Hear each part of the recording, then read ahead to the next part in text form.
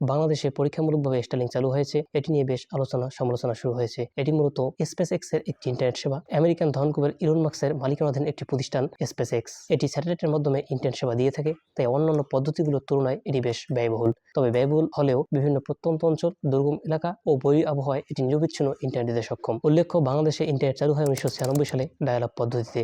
এই পদ্ধতিতে internet telephone লাইনের মাধ্যমে সংযোগ স্থাপন করা হয়, তবে এটি অত্যন্ত ধীরগতির ইন্টারনেট। এরপর 2006 সালে বাংলাদেশে প্রথম অপটিক্যাল ফাইবার স্থাপন করা হয়। দেশের প্রথম অপটিক্যাল ফাইবার লাইনটি ছিল সিএমই-উই4। এরপর 2017 সালে দ্বিতীয় অপটিক্যাল ফাইবার সিএমই-উই5 স্থাপন করা হয়। প্রথমটির ল্যান্ডিং স্টেশন ছিল কক্সবাজার এবং পরেরটির ল্যান্ডিং স্টেশন ছিল কুয়াকাটা। সাধারণ মানুষের দোরগোড়ায় ইন্টারনেট সেবা পৌঁছে দেওয়ার জন্য মোবাইল ইন্টারনেট 2012 সালে 3G এবং 2018 সালে 4G নিয়ে আসে। এটি টাওয়ার এবং সিম ভিত্তিক হওয়ায় এটি অত্যন্ত ব্যয়বহুল এবং বিভিন্ন বৈরী আবহাওয়ায় এটি ইন্টারনেট সেবা দিতে পারে না। বর্তমানে বাংলাদেশের মোট ইন্টারনেট ব্যবহারকারীর সংখ্যা বাংলাদেশ টেলিকমিউনিকেশন রেগুলেটরি কমিশনের তথ্য অনুযায়ী 13 কোটি, তবে মোবাইল ইন্টারনেট ব্যবহারকারীর সংখ্যা 11,60,00,000।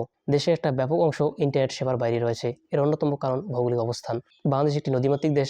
এদেশে অসংখ্য চর, হাওর, বাওর এবং বিভিন্ন প্রাকৃতিক দুর্যোগ কবলিত নানা এলাকা রয়েছে, যেখানে উপরোক্ত ইন্টারনেট সেবাগুলো পৌঁছানো সম্ভব নয়। উক্ত এলাকায় ইন্টারনেট সেবা আওতায় আনতে গেলে একটি যুগান্তকারী পদক্ষেপ হবে স্টারলিংক। কেননা স্টারলিংক স্যাটেলাইট ভিত্তিক হওয়ায় যে কোনো সময় যে কোনো স্থানে এর মাধ্যমে নেটওয়ার্ক সেবা পৌঁছে দেওয়া সম্ভব। তবে লক্ষ্য রাখতে হবে এটি যেন অত্যন্ত সহজলভ্য হয়। ভিডিওটি ভালো লাগলে অবশ্যই লাইক, কমেন্ট এবং সাবস্ক্রাইব করবেন। ধন্যবাদ সকলকে।